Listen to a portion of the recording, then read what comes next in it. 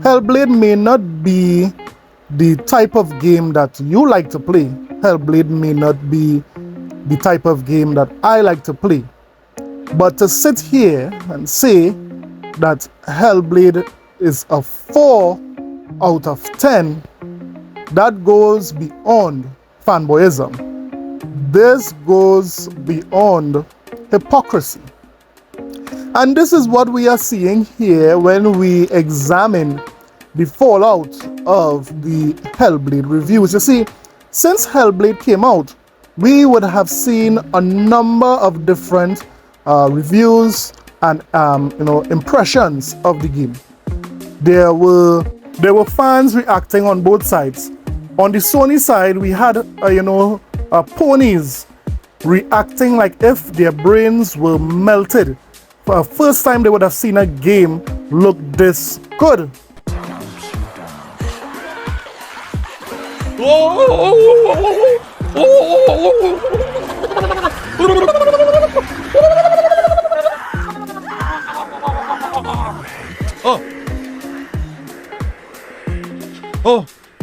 Oh, excuse me. When does that crack come into play for you? These guys are on crack. I told you guys that. And then we have Xbox gamers experiencing this game and feeling like this. I'm not even like being facetious here. Like, this is seriously the first time I feel like the graphics made me feel the game. Like, I feel or felt what I saw during the game. You know what I'm saying? Like, whatever was happening, absolutely I felt do. it. You are captivated by her and the entire world that they've created. Dude, Absolutely. the movement of her hair and her clothing are just seamless because it's just moving to the weather, to her movement. It's absolutely perfect. Yes, this game is both melting brains and captivating new audience. Yes, Hellblade 2 is without a doubt the best looking game this generation, hands down. Now, the reviewers and the critics did acknowledge that. However, we saw in the last day or so Xbox stacks in real time, because look at this. This is Game Critics. In 2017, they hailed Ninja Theory for shining a light on mental illness. They praised the game for its storytelling and to challenge the convention of video game making. Fast forward to 2024, where Ninja Theory is owned by Microsoft, and they release Hellblade 2. Yes, arguably Hellblade 2 is better than Hellblade 1 in every single way. Now, the same Game Critics is saying this. Until now, I've liked each and every Ninja Theory game more than the last, and I can never deny the craft on display. Given that this is their first release since Microsoft acquisition, I credit Hellblade 2 for not feeling compromised by corporate interests.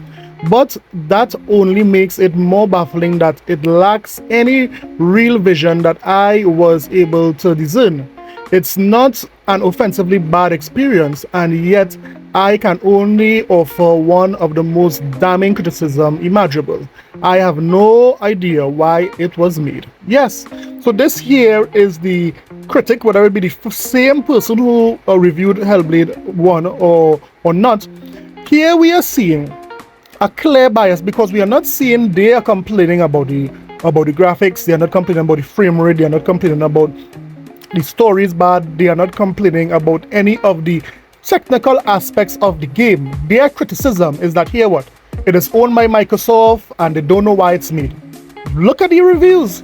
And this is just one of many, because they have no suitable reason or no how to say sensible reason for giving Hellblade 2 a bad score.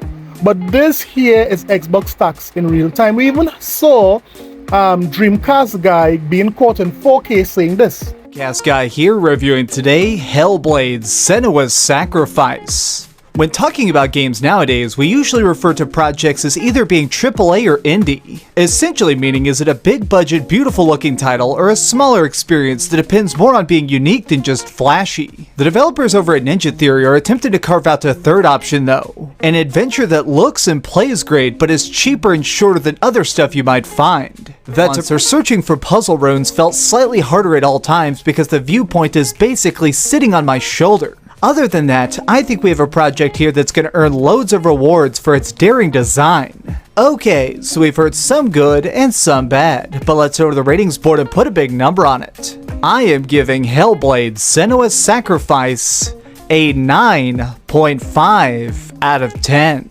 But I guess this almost feels like an antithesis of the Xbox formula. I mean, at this point, Microsoft is basically saying, we're not Sony. We're not just making over-the-shoulder narrative experiences. We're going to make stuff that has multiplayer or big combat or something that actually creates depth. And this feels not just paper thin, it feels completely lackluster. I have a saying I've mentioned before on the channel, which is better to be bad than boring. If your game is broken enough, it can still be memorable. This game sucks. It's not fantastic, but it's definitely probably not going to go on to any worst game of the year lists. Or if you don't have an Xbox, I mean, watch it on YouTube. There is rumors this is probably coming to PlayStation 5. If you watch this video in the future and it's on PS5, probably don't buy it. This is definitely not worth the $50, and at this point, I don't even really know if it's worth installing on Game Pass. But we have heard some good and some bad. Let's go over to the ratings board and put a big number on it. I am giving Hellblade 2: Senua's Saga a 4 out of 10.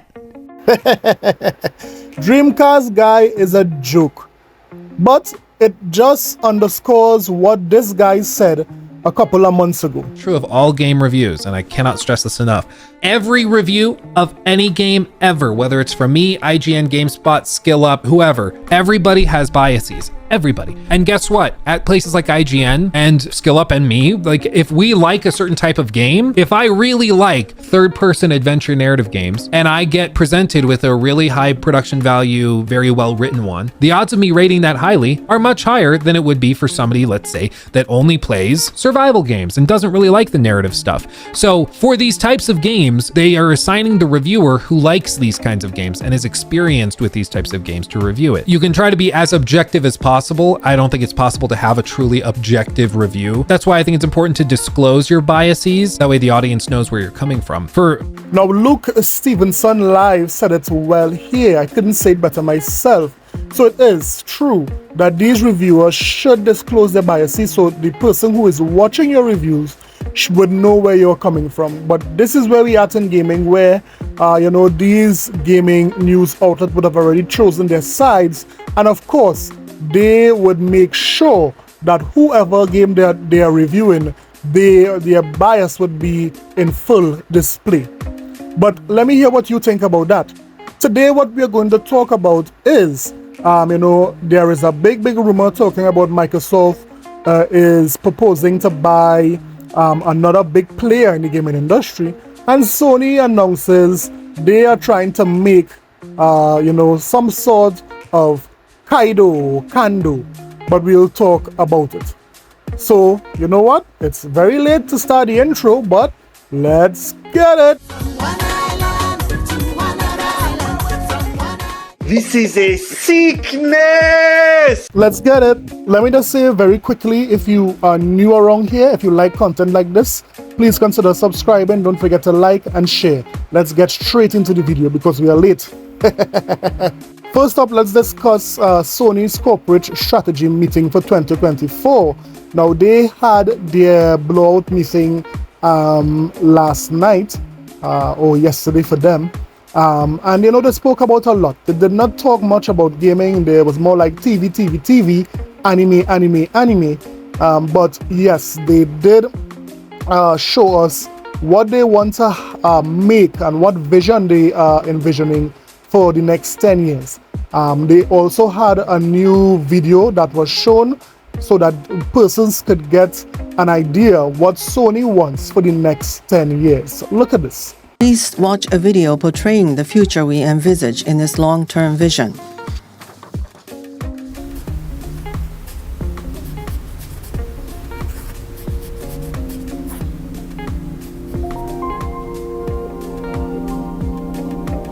How far will imagination carry us?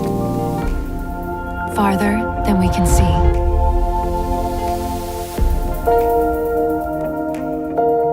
The limits? There aren't any. Not in time, not in space, not here.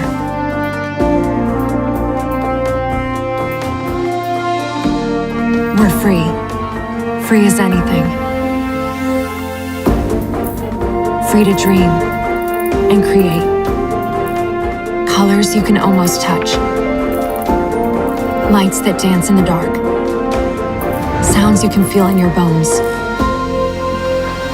So you heard it here first. Sony wants a new type of sensation. They call it Bone DualSense. Yes, they had their DualSense controller, different types of haptics and so forth. But think about that this time for your bones. Bones DualSense. It's like magic. Real magic. It gets under your skin, stirs something deep inside, and just like that, new stories start to spill out.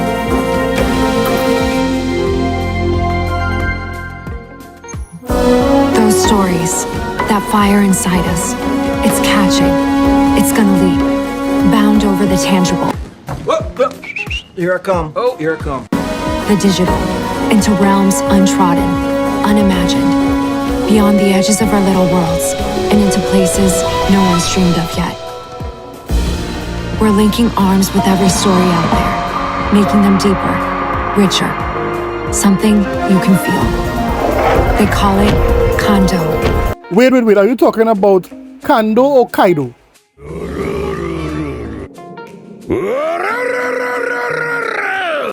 That feeling, it's that drum in your chest.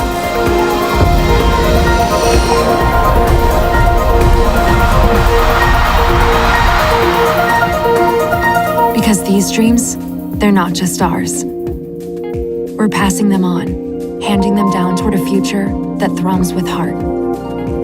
Together, into the endless possibilities of Kondo. Create infinite realities. So yes, Sony is entering the multiverse. They are creating infinite realities, multiple universes, so that these ponies could cap and lie in a multi-universe way. So yes, as Sony creates Kondo, let's see if this Kondo could transform itself into showcases and games for the PlayStation community. Because here, the PlayStation community thought they were getting games, and no, Sony gave them Kondo. So let me hear what you thought about this news here from the Sony team. I mean, it was a long presentation. I couldn't condense everything, but this is the gist of what they want for the future. Let me know in the comment sections below. Next up, let's talk about a big rumor that is swirling around in these gaming streets. You see, there is a rumor going around right now that Microsoft wants to buy Steam. Yes, they want to buy Steam. And that is a very big rumor because I know it has a lot of the PlayStation fans shaking in their boots because they just would imagine what would take place if Microsoft owns Steam. But I believe this is an old rumor. I don't think this is a new rumor, but I could be corrected. But let's listen to Twitter as they summarize what this rumor is about. Microsoft rumored to be preparing $16 billion offered to buy Valve, acquire Steam, please, no. Valve, the company behind Steam and games like Half-Life, Team Fortress, Counter-Strike, and more, is rumored for a $16 billion Microsoft acquisition. Microsoft seems pretty hungry after its Activision acquisition, with a fresh and very hot, prepare your salt rumor that the Windows and Xbox giant is preparing a $16 billion offer to buy Valve. Yes, That Valve, from Gabe Newell. Popular now. Sony developing PlayStation mobile platform. Dior is a gaming-focused content creator in the Counter-Strike gaming community, posting on X that Microsoft is reportedly preparing a $16 billion offer to buy Valve Corporation, which would include the absolutely gigantic Steam store, by far, the most popular PC gaming platform on the market, and stars in the eyes $$ of Microsoft. I don't know why Valve would consider this when they're a private company and no one knows exactly how much Valve is worth, or how much money Valve makes each year.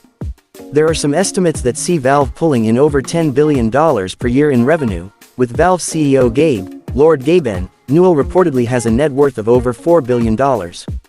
If you consider how many games are on and sold through Steam on a yearly basis, and just some of the gigantic IP that Valve owns like Half-Life, Counter-Strike, Team Fortress, Dota, and more, you'd think that a $16 billion offer would be a drop in the ocean compared to the gigantic $68.7 billion merger between Activision and Microsoft.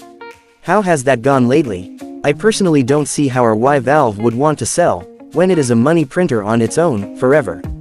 It doesn't have a board of directors, it doesn't answer to shareholders, it answers to PC gamers. Microsoft could offer $100 billion to Valve, and yet I just can't see Gabe selling. Now, there are two ways to look at it. One way, it could be that Gabe is getting older, he's getting tired, and he don't want to go through the hassle of running a massive company like Valve and Steam. So selling it to someone that he has close relations with, Microsoft and so forth, would be a no-brainer. On the other hand, I personally don't see Microsoft buying Valve or Gabe Newell selling Valve. But stranger things has happened throughout the years. But let me hear what you think about this big rumor. Do you think Microsoft would even consider buying Valve? Do you think it's possible? Do you think the FTC would allow it, to buy Valve? But it just so happened that after this rumor came out, this is what Jess Corden said. 100% Steam is on the next Xbox, yes? So this could even mean a partnership between Steam and Xbox. It doesn't have to necessarily mean Microsoft is going to own Valve and own Steam. It can just be a partnership. But whatever the case, let me know what you think about this rumor, about all the news that was given today, about, Hellblade 2 getting taxed in real time, or it could mean Kando that Sony is talking about instead of games and showcases, or this rumor here with Gabe going to sell Valve. Let me know in the comment sections below. Don't forget to like and subscribe for more videos, guys. I'll see you guys in the next one. Later.